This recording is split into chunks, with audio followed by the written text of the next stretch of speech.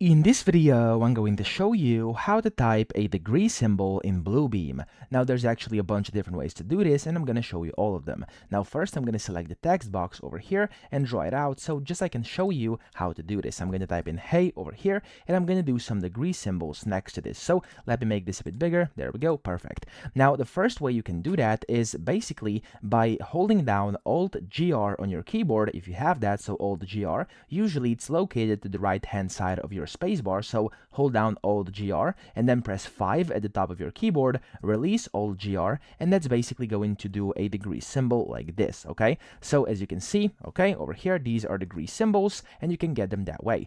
Now, the second one is you're using a keyboard which has a numeric keypad, which is the keypad on the right-hand side, so basically where you can see numbers from 0 to 9.